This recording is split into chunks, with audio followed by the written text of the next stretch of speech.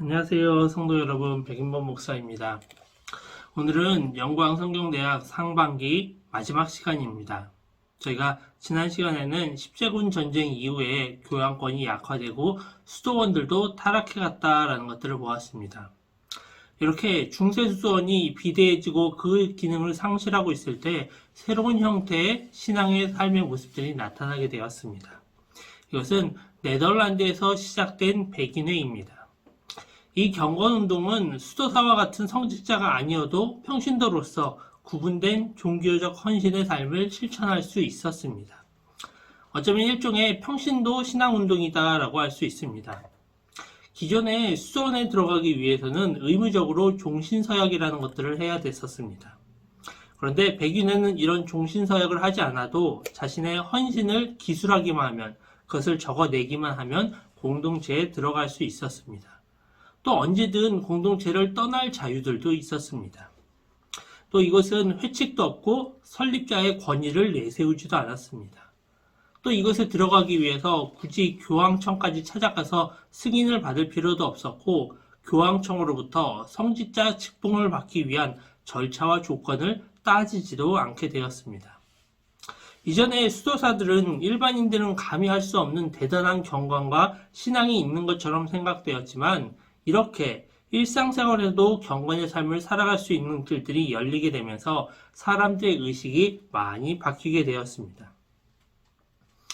이런 백인회는 주로 여성들이 많이 가는 것들이었습니다. 그래서 이 네덜란드에서 시작한 백인회는 네덜란드 전역과 벨기에와 프랑스, 독일 라인 강변까지 퍼져나가게 되었습니다. 그래서 이들은 그리스도의 사랑으로 약자들을 섬기며 봉사하는 일들을 하였었고, 당시의 수녀원은 부잣집 자녀들만 갈 수 있었는데, 이런 백인회는 세상의 풍랑과 좌절을 만나고 수도원에는 갈 수 없는 사람들에게 좋은 대안이 되어 주었습니다. 중세 수도사들은 영적인 삶을 추구하면서 돈을 벌기 위해 일하는 것은 속된 것으로 여겼습니다. 하지만 백인회는 먹고 살기 위한 수단으로 노동을 중요시하였습니다. 그래서 백인회는 가난한 자와 병든 자와 고아들을 수용하고 그들을 위해 빨래를 해주고 밥을 해먹이는 일들을 해나갔습니다. 여성들을 위한 이런 백인회가 있었다면 남자들은 공동생활 형제단으로 모였습니다. 공동생활 형제단도 백인회처럼 수도 회칙이나 서약은 없고 노동의 목적은 생계를 위한 것이었습니다. 그런데 공동생활 형제단은 성직자와 평신도가 구분 없이 함께 생활하는 것을 추구하였습니다. 또 그들은 어느 쪽에도 치우치지 않고 중도의 길을 걸어가는 것들을 추구하였습니다. 이런 공동체들은 당시에 폐쇄적이고 수직적인 상하 구조가 있는 수도원과는 달리 개방적이고 수평적인 공동체로 사람들의 인식을 바꾸어 놓았고, 이것은 이후에 종교개혁이 벌어지는 데도 많은 영향을 끼치게 되었습니다. 이렇게 중세 교회가 타락해가고 새로운 공동체를 통해 사람들의 인식이 바뀌었을 때 하나님은 교회개혁을 위한 도구를 준비하셨습니다. 그것은 바로 인쇄술의 발명과 발달입니다. 네덜란드에서 태어난 구텐베르크는 금화 주저공의 아들로서 스트라스부르에서 인쇄 기술을 배워서 금속 활자를 발명해냈습니다. 그리고 1450년 최초의 금속 활자가 성경 170부를 찍어냈습니다. 이전에는 성경을 한 권 가지기 위해선 사람이 일일이 손으로 그것들을 써야 됐습니다. 그러다 보니 한 권의 성경을 만들기 위해선 2달 가까이의 노력이 필요했습니다. 근데 인쇄 기술이 발달한 다음에는 어떻게 됐을까요? 일주일 만에 500부를 찍어낼 수 있게 되었다라고 합니다. 그러면은 성경의 값이 어떻게 될까요? 굉장히 많이 떨어질 것입니다. 예전에는 한 사람이 거의 2달 가까이에서 한 권을 적어야 됐기 때문에 그것이 너무나도 귀해서 일반인들은 감히 성경을 소유할 수도 읽어볼 수도 없었지만, 이제는 성경이 싼 가격에 많이 보급이 되니까 많은 사람들이 그것을 구해서 읽게 되었습니다. 그러다 보니 1450년에서 1500년까지 유럽 전체에서 인쇄된 책의 숫자는 2천만 권이 되었다라고 합니다. 그리고 그 가운데 대부분이 이런 신앙에 대한 것들, 그런 내용들이 많이 있었습니다. 또 이 인쇄술을 통하여서 루터의 95개주 방반문과 독일어 성경들도 쉽게 전파되고 읽힐 수가 있게 되었습니다. 또 이 당시에 유럽은 여러모로 많이 발달해가는 과정 중에 있었습니다. 십자군 전쟁 이후 유럽 사람들은 후추와 나침반 등 동양의 신비한 물건들을 접하게 되었습니다. 그리고 그들은 그것을 얻기 위해 머나먼 항해를 떠나게 됩니다. 이런 항해를 주도한 나라는 스페인이었습니다. 그래서 이사벨라 여왕이 콜럼버스를 후원하여서 1492년 콜럼버스는 신대륙을 발견하게 되었습니다. 지금 그림으로 나오는 것이 바로 콜럼버스가 다닌 해도입니다. 당시의 사람들은 땅에서 살면서 저 멀리 바다를 보면서 저기 바다가 있지만 저 바다에는 언젠가 끝이 있을 것이다. 그래서 바다 끝까지 가면 죽는다라고 생각을 하였습니다. 하지만 콜럼버스는 직접 내가 땅의 끝에까지 가봐야 되겠다라고 하면서 그곳에 가게 되었고, 그 끝은 죽음의 땅이 아니라 새로운 대륙을 발견하게 되었습니다. 그리고 콜럼버스가 이렇게 한번 바다의 길을 열고 나자 유럽의 많은 사람들이 콜럼버스처럼 새로운 땅을 발견하기 위해 여기저기로 나아가게 되었습니다. 그러면 그들은 왜 새로운 땅을 발견하려고 그랬을까요? 그것은 바로 그 유럽에서 굉장한 인기가 있었던 후추와 금과 같은 결국 보물을 얻기 위한 여정들이었습니다. 그런데 막상 그들이 그 새로운 땅에 가게 되면 누구를 만나게 됩니까? 그곳에 살고 있는 원주민을 만나게 됩니다. 그래서 그 원주민을 통하여서 그런 후추나 금을 얻게 되는 경우들도 있었지만, 대부분의 경우들은 오히려 자신들이 원하는 것을 얻지 못하고 대신 그곳에 있는 원주민들을 학살해버리거나 노예로 끌고 오는 경우들이 많이 있었습니다. 이렇게 점차 유럽 사회는 변화되어 가고 있었고, 그 유럽은 전 세계로 점점 그 영역을 넓혀가고 있었습니다. 그리고 이 당시에 유럽은 도시의 시대가 되었습니다. 예전에는 시골이 있고 거기에서 농사를 짓는 사람들이 많이 있었는데, 이제는 그 시골 중심의 문화는 쇠퇴되고 사람들이 많이 모이는 곳, 그곳에 상업과 무역이 급증하면서 화폐 경제가 발생하게 되고, 그러면서 그곳이 도시가 되어갔습니다. 이렇게 사람들이 시골이 아닌 도시에 모이게 되면서 도시는 화폐 중심의 사회가 되었습니다. 예전에 시골에서는 화폐가 아니라 내가 생산한 농산물을 가지고 내가 원하는 것을 다른 사람과 바꾸기도 하고, 그것을 가지고 내가 충분히 혼자서 자급자족을 할 수가 있었습니다. 하지만 도시는 그렇게 농사를 지을 수가 없었기에 사람들이 화폐로 물건을 사고 팔았습니다. 그런데 이 화폐는 곡물과는 다르게 빠른 시간에 제한 없이 쌓아둘 수 있는 장점들이 있었습니다. 우리가 곡물을 생산하기 위해서는 얼마간의 시간이 필요합니다. 그간의 노력이 들어야 됩니다.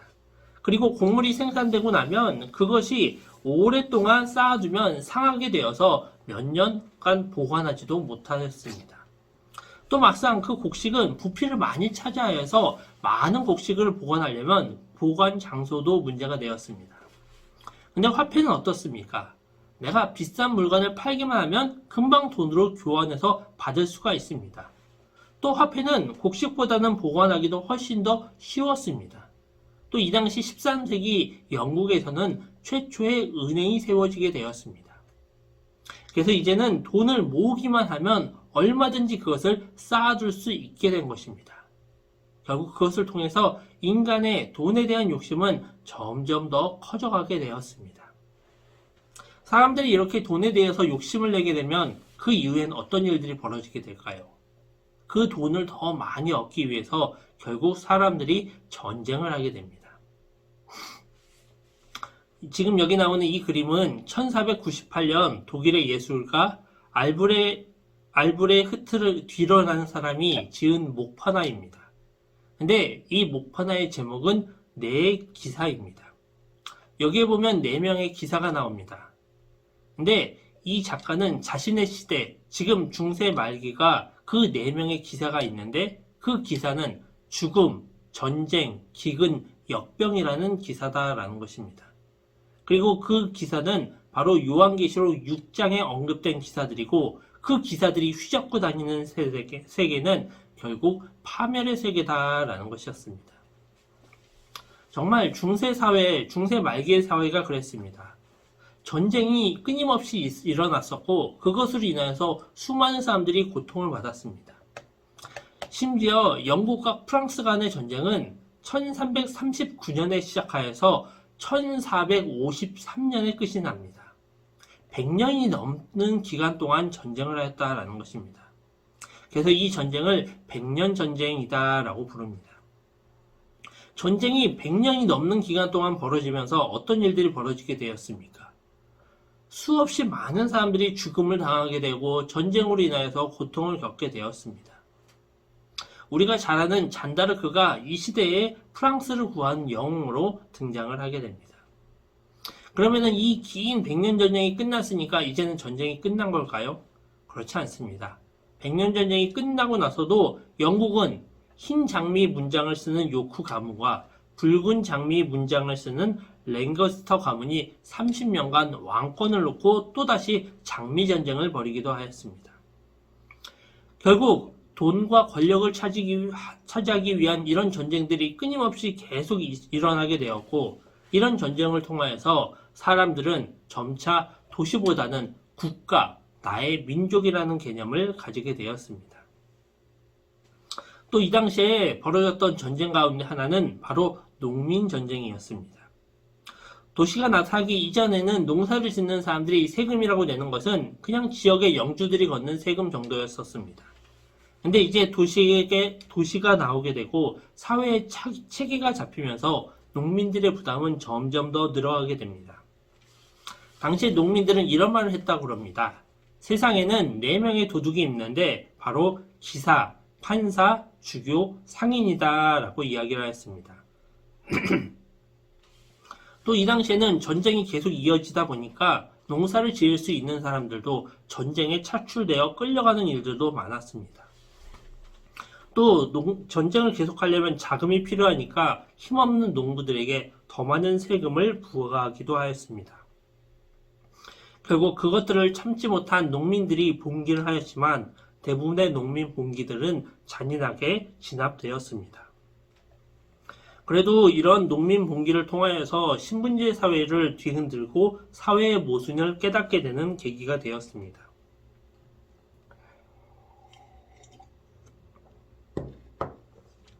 그리고 이렇게 오랜 전쟁과 기근이 이어지자 먹을 것이 부족하게 되었습니다.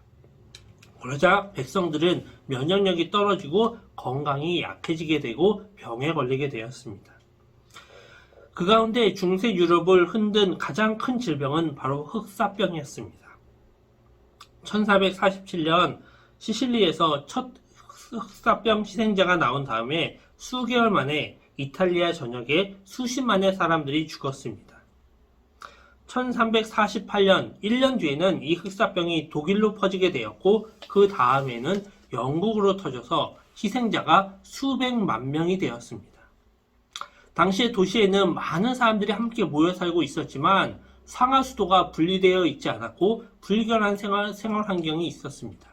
그리고 그러한 환경은 쥐들에게는 천국과 같은 환경이었습니다. 결국 이 흑사병으로 인하여서 유럽 인구의 3분의 1에 해당되는 수천만의 사람들이 목숨을 잃게 되었다라는 것입니다. 또 이렇게 타락한 중세사회에서는 교회도 큰 어려움을 겪게 되었습니다. 사람들이 돈을 벌기에 혈안이 되어 있을 때 중세교회도 다양한 명목으로 교황세를 걷어서 많은 부를 축적하였습니다. 그 세금 가운데에는 면죄부도 있었고 돈을 벌기 위해서 성직을 매매하는 경우들도 있었습니다. 또한 사제들에게 월급을 주고선 그것을 다시 상납받는 일들까지도 있었다라고 합니다. 1300년대에는 교황 보나파키우스 8세가 희년을 선포하였었는데 원래는 구약에 기록된 희년은 빚을 탕감해주고 땅을 돌려주는 희년이었었는데 이 시대의 희년은 그들이 로마에 와서 죄를 씻으라 라는 희년이었습니다. 근데 사람들이 로마에 갈 때 그냥 빈손으로 가겠습니까? 로마에 갈 때에도 많은 헌금을 가져가서 로마 교회에 그 헌금을 내기도 하였었고, 또 교회는 그렇게 온 사람들 대상으로 가짜 성물들을 팔면서 많은 수입을 올렸습니다. 이렇게 돈을 많이 번 보나파키우스 8세는 각국의 국왕들을 자신의 부하들처럼 취급하였었고, 많은 왕들이 크게 반발을 하였습니다. 그러다 프랑스의 필립 4세는 새 교황을 프랑스 출신 클레멘트 5세로 임명을 하고, 그 교황을 바로 이탈리아의 아비뇽으로 옮겨가게 됩니다. 원래는 1000년간 로마시에 교황청이 있었는데, 이제는 이탈리아의 아비뇽에 새로운 교황청을 만들었다라는 것입니다. 원래 이 아비뇽은 작은 도시였습니다. 근데 막상 72년간 6명의 교황들이 거기에 있으면서 그 아비뇽은 교황궁으로 바뀌게 되었습니다.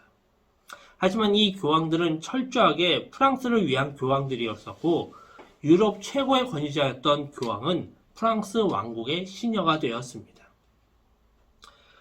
결국 이 혼란을 없애기 위해서 아비뇽의 교황을 다시 로마로 옮겨갔으나, 그렇게 옮겨간 그레고리 11세는 로마에 돌아와서 곧 사망하게 되고 우르반 6세가 새 교황이 되게 됩니다. 그런데 막상 프랑스 귀족들이 아비뇽에서 클레멘트를 다시 교황으로 뽑으면서 동시대에 2명의 교황이 로마와 아비뇽에 존재하는 그러한 사태가 벌어지게 됩니다. 이 사태를 해결하기 위해서 1409년에 각국의 대표들이 피사의 사탑에 모여서 알렉산더 5세를 새로운 교황으로 임명을 하였습니다. 그런데 문제는 로마와 아비뇽에 있는 교황들이 물러나지 않는 것입니다. 그러자 어떻게 됩니까? 결국 동시대에 3명의 교황이 존재하는 희한한 일도 벌어지게 됩니다. 결국 1414년 독일의 콘스탄츠 공의회에서 3명의 교황을 모두 퇴진시키고 마르틴 5세를 새 교황으로 추대하였습니다. 이렇게 교황청은 다시 로마로 돌아왔지만 이미 교황의 권위와 위상은 땅에 떨어지게 되었습니다. 근데 사실 이것은 국가주의가 나오면서 생겨나게 된 자연스러운 상황이었습니다. 이전에는 종교와 사회가 한 몸처럼 통합되어 있었습니다. 나라가 달라도 교회는 하나였기에 한 사람이 태어나면 신앙과 상관없이 유아세를 받고 교회의 일원이 되는 것이 당연하였습니다. 그런데 국가주의가 등장하면서 각국은 점차 교회의 영향력에서 벗어나려고 하였습니다. 그래서 스페인은 교황의 간섭을 받지 않고 자기 나라의 성직자를 스스로 임명하는 일들을 했었고, 프랑스는 14세기, 15세기에 로마의 교황으로부터 독립을 하였습니다. 잉글랜드도 1534년 헨리 8세가 로마 천주교와 단절하고 수장령을 발표하여서 스스로 교회의 최고 머리가 되었습니다. 이렇게 교황의 권위가 땅에 떨어지게 된 이유는 교회가 타락의 길을 걸으면서 스스로 자연스럽게 이루어진 것입니다.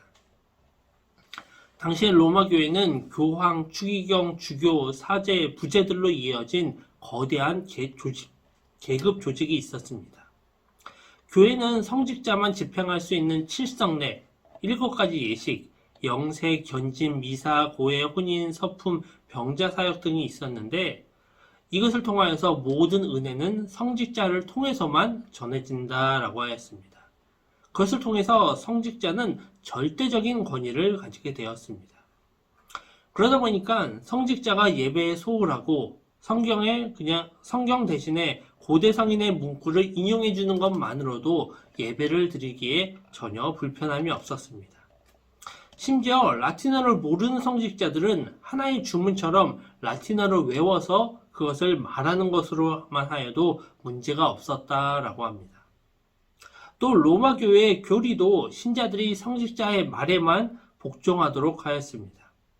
그래서 신자는 고해성사를 통하여서 죄에 대한 벌을 해결받을 수 있는데, 모든 벌을 해결받는 것이 아니라 남은 벌을 해결받으려면 기도, 선행, 고행, 성지순례, 헌금과 같은 덕행을 행해야 됐다라고 합니다. 그것을 행하지 않을 때 신자가 받는 벌의 강도와 종류도 사제들이 다 정하였습니다. 또한 당시 로마 천주교회는 연옥교리를 만들어서 세례를 받는 순간 원죄와 그때까지 지은 죄가 용서를 받고 그 후에 지은 죄는 고해성사로 해결되지만 그것으로도 해결하지 못한 죄와 벌은 연옥에서 값을 치러야 되고 이 벌을 줄이기 위해서 교황청에서는 면죄부를 만들어서 돈을 받고 팔기도 하였습니다. 또 천주교는 마리아 숭배와 성인 숭배 사상이 만연하였습니다. 심판자 예수를 직접 만나서 부탁하기는 미안하니 그의 어머니인 인자한 마리아에게 부탁하면 예수님에게 전해줄 것이다 라는 것이 있었고, 또한 그 마리아는 결국 하늘의 여왕이다 라고까지 숭배가 되게 되었습니다. 우리가 잘 아는 종교개혁가 루터가 길을 걷다가 천국과 폭풍과 치는 가운데 갑자기 회개를 하면서 기도를 하였습니다. 그때 그가 불렀던 이름도 성인 안나라고 합니다. 이 안나는 바로 마리아의 어머니입니다. 그래서 안나에게 기도하면 그 안나가 딸인 마리아에게 전해주게 되고 또한 마리아가 예수에게 전해주게 된다라는 것입니다. 지금 보면 참 말이 안 되는 것인데 이 당시에는 사람들이 성경을 볼 수가 없었기에 성경에 어떤 내용이 있었는지 모르기 때문에 교황과 성직자가 전하는 말을 하나님의 말씀으로 그대로 받아들일 수밖에 없었습니다.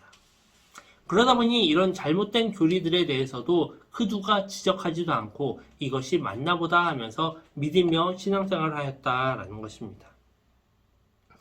결국 이러한 잘못된 신앙들을 바로잡아준 사람들은 자신들이 라틴어를 배워서 말씀을 보고 성직자와 교리에 잘못이 있다라는 것을 깨닫고 그것을 사람들에게 전하면서 점차 종교개혁의 불씨가 타오르게 되었습니다. 저희가 상반기는 지금 이 시간까지 종교개혁 이전까지 배우도록 하겠습니다. 그리고 저희가 하반기에는 다시 종교개혁부터 그 이후에 어떻게 교회가 형성되어지는지를 저희가 새롭게 배우도록 하겠습니다.